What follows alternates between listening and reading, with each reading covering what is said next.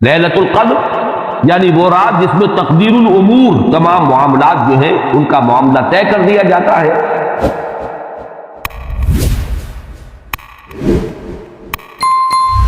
بسم اللہ الرحمن الرحیم۔ اب آئیے لیلۃ القدر، انا انزلناہ فی لیلۃ القدر، اس قدر سے مراد کیا ہے؟ اس کے ضمن میں تین آراء ہے کہ جو ملتی ہیں، دو بہت مشہور ہیں، تیسری ذرا ایک شاذ رائے ہے، لیکن یہ کہ بہرحال وہ بھی میں چاہتا ہوں کہ آپ کے علم میں آ جائے۔ قدر سے مراد ایک تو یہ ہے کہ یہ تقدیر الامور، یہ گویا کہ تقدیر کی رات، لیلۃ القدر یعنی وہ رات جس میں تقدیر الامور، تمام معاملات جو ہیں ان کا معاملہ طے کر دیا جاتا ہے۔ تو ایک رائے تو میں نے عرض کی کہ قدر سے مراد تقدیر، کہ یہ رات جو ہے تقدیر الامور کی رات ہے، تمام جو امور ہیں ان کے مقادیر، ان کی تعیین، ان کے بارے میں اللہ تعالیٰ کے احکام جو ہے ان کا ایشو ہو جانا۔ ایک رائے یہ ہے کہ یہ قدر سے مراد ہے قدر و منزلت، اونچا رتبہ، علو شان، منزلہ اور شرف۔ اب اس کی تائید ہوتی ہے، معلوم ایسا ہوتا ہے کہ یہ دونوں باتیں تو بیک وقت جو ہے مراد ہے، اسی لیے میں نے کہا یہ دونوں اقوال بہت مشہور بھی ہیں، اور میرے نزدیک یہ دونوں ہی اس میں یہ ذو معنیین لفظ کے طور پر یہاں استعمال ہوا، یہ دونوں ہی مراد ہے۔ یہ رات خود اپنی جگہ پر بھی بجائے خود، جسے ہم کہتے ہیں بجائے خود بھی بہت قدر و منزلت کی رات ہے، اور اس شب میں 1 سال کے معاملات جو ہیں وہ فرشتوں کے حوالے کر دیے جاتے ہیں۔ اس اعتبار سے اس کو کہا گیا لیلہ مبارکہ، انا انزلناہ فی لیلۃ مبارکہ، یہ خود مبارک ہے، اس کے اندر برکتیں ہیں، اس کے اندر عظمت ہے، اس کی اپنی شان بلند ہے، علو مرتبت کی حامل ہے یہ رات۔ یہ دو مفہوم جو ہے جب تو میں نے جیسا کہ عرض کیا یہ تو بہت کثرت کے ساتھ ہے اور یہی زیادہ مشہور بھی ہے۔ ایک تیسرا مفہوم جو شاذ ہے جو لیا گیا قدر سے، کہ قدر کا ایک مفہوم ہے تنگی کا بھی،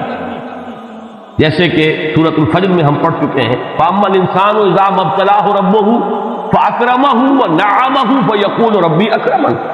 وَأَمَّا إِذَا مَا ابْتَلَاهُ فَقَدَرَ عَلَيْهِ رِزْقَهُ فَيَقُولُ رَبِّي أَهَانَنِ۔ انسان کا معاملہ عجیب ہے کہ جب اس کا رب اس کا امتحان لیتا ہے، اسے آزماتا ہے، نعمتیں دے کر، عزت دے کر، تو کہتا میرے رب نے مجھے عزت دے دی، اور جب اس کا رب اس کو آزماتا ہے اس پر رزق کو تنگ کر کے، تو وہ کہتا میرے رب نے مجھے ذلیل کر دیا۔ تو یہاں پر جو تنگی کا مفہوم ہے قدر میں، تو ایک مفہوم یہ لیا گیا ہے کہ یہ لیلۃ القدر لیلۃ الضیق ہے، اور یہ اس لیے کہ اس زمین پر اتنی کثرت سے، اتنی کثیر تعداد میں فرشتے نازل ہوتے ہیں کہ تنگی پیدا ہو جاتی ہے۔ اب اس کے بعد سوال پیدا ہوتا ہے کہ یہ رات جو ہے مخفی کیوں رکھی گئی؟ تعین کے ساتھ کچھ معلوم نہیں، یہ رات کون سی رات ہے، کون سی رات ہے، اس کا جواب تو میں بعد میں دوں گا کہ اس میں جو آراء ہے مختلف، لیکن یہ کہ اس کو کیوں مخفی رکھا گیا، اس پر کچھ پیاری باتیں ہیں جو مفسرین نے کہی ہیں۔ پہلی بات تو یہ کہ جتنی عظیم چیزیں ہیں ان سب کو مخفی رکھا گیا۔ قیامت کب آئے گی؟ مخفی آئے گی، یہ یقینی ہے۔ کب آئے گی؟ یہ تو ان امور میں سے ہے کہ جس کا علم نبی اکرم صلی اللہ علیہ وسلم کو بھی نہیں دیا گیا، جبرائیل کو بھی نہیں دیا گیا۔ چنانچہ حدیث جبرائیل میں واضح طور پر الفاظ موجود ہیں، وَمَا الْمَسْئُولُ عَنْهَا بِأَعْلَمَ مِنَ السَّائِلِ، کچھ معلوم نہیں، نہ سائل کو معلوم نہ مسئول کو معلوم قیامت کب آئے۔ اسی طرح بعض روایات میں جو آتا ہے، اس میں آدم، اللہ کا ایک نام ایسا ہے کہ اس کے واسطے سے اللہ سے جو بات مانگی جائے وہ رد نہیں، لیکن وہ کون سا نہیں بتایا گیا۔ اقوال ہیں، اندازے ہیں، حی و قیوم پر زیادہ، الحی القیوم پر زیادہ لوگوں کا جو ہے وہ اجماع ہوا ہے، لیکن یہ کہ یقین سے نہیں کہہ سکتے۔ تو اسی میں اس کو بھی نوٹ کر لیجئے کہ اس کو مخفی رکھا گیا ہے لیلۃ القدر کو۔ لوگ زیادہ سے زیادہ محنت کریں، زیادہ سے زیادہ مشقت کریں، اس کے لیے جو بھی اس کی قدر و منزلت سے کسی درجے میں آگاہ ہے، وہ اگر معین ہی ہو جاتا کہ ایک شب یہ ہے تو پھر تو سب کے سب اس رات میں محنت کر لیتے، باقی راتیں جو ہیں وہ پھر سونی اور ویران گزرتی۔ لیکن یہ کہ مطلوب یہ ہے کہ زیادہ سے زیادہ راتیں آباد ہوں، زیادہ سے زیادہ راتوں میں ذکر ہو، عبادت ہو، دعا ہو، اس لیے اس کو مخفی رکھا گیا، یہ حکمت ہے۔ اس میں بھی ایک عجیب نکتہ ہے جو امام راضی رحمۃ اللہ علیہ نے بیان کیا ہے، اور حوالہ اگرچہ نہیں دیا اس حدیث کا، لیکن ایک روایت کے حوالے سے بات بیان کی کہ اس کے ظاہر نہ کرنے میں بھی اللہ کی ایک شفقت اور رحمت ہے بندوں کے حق، اس لیے کہ اس کی قدر جتنی زیادہ ہے اتنی ہی اس کی ناقدری پر سزا ہوگی۔ اگر معلوم ہو کہ یہ شب ہے اور اس کی ناقدری کو انسان کرے تو گویا کہ پھر وہ اتنا ہی زیادہ مورد عقاب اور مورد سزا بن جائے گا۔ اس کے لیے ایک بڑا پیارا واقعہ نقل کیا امام راضی نے کہ حضور صلی اللہ علیہ وسلم حضرت علی رضی اللہ تعالی عنہ ایک روز مسجد میں داخل ہوئے، ساتھ ہی آئے ہیں، دیکھا کہ ایک شخص سو رہا ہے، نماز کا وقت ہو چکا تھا۔ حضور نے حضرت علی سے فرمایا کہ اسے جگا دو، اسے ہوش میں لے آؤ تاکہ یہ وضو کرے، نماز کے لیے تیاری کرے۔ حضرت علی نے امتثال امر کیا، جا کر جگا دیا۔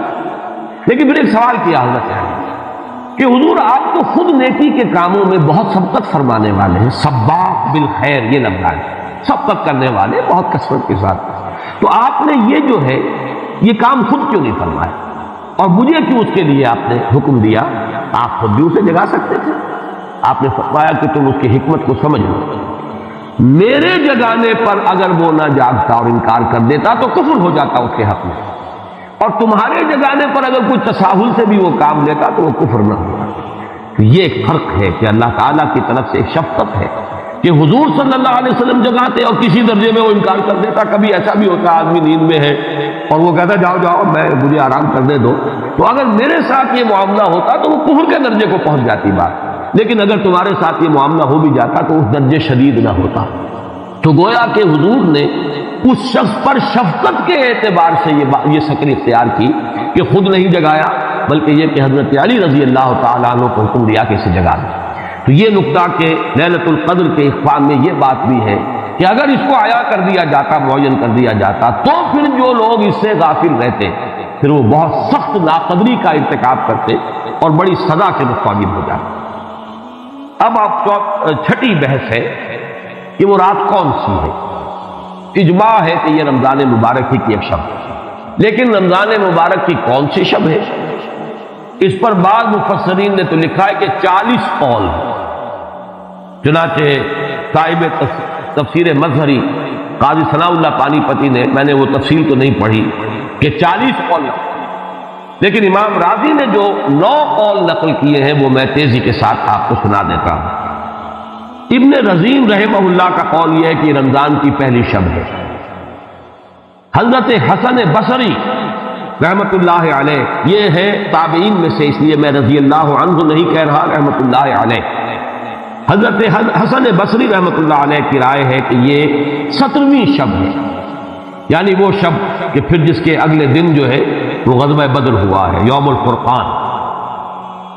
حضرت انس رضی اللہ تعالی عنہ مرفوعاً روایت کرتے ہیں کہ یہ 19ویں شب ہے۔ محمد بن اسحاق جو بہت بڑے سیرت نگار ہیں حضور کے، ان کا قول ہے کہ یہ 21ویں شب ہے۔ حضرت عبداللہ ابن عباس رضی اللہ تعالی عنہما سے قول جو ہے مروی ہے کہ یہ 23ویں شب ہے۔ حضرت عبداللہ ابن مسعود رضی اللہ تعالی عنہ سے مروی ہے کہ یہ 24ویں شب ہے، اور اس کو میں ذرا اہمیت دیتا ہوں اس لیے کہ 24ویں شب جو ہے سورہ علق کی ابتدائی آیات کے نزول کے ضمن میں کچھ حساب کتاب کے جوڑنے سے 24ویں اور 25ویں شب کا بھی معاملہ جڑتا ہے، جو کہ میں نے آپ کو سورہ علق کے درس کے دوران بتایا تھا۔ اس کے بعد حضرت ابو ذر غفاری رضی اللہ تعالیٰ عنہ کا قول ہے کہ یہ 25ویں شب ہے۔ اس کے بعد حضرت ابی ابن کعب رضی اللہ تعالیٰ عنہ کا قول ہے، یہ وہ ہے جن کو کہ حضور نے خود فرمایا کہ اقرأہم ابی ابن کعب،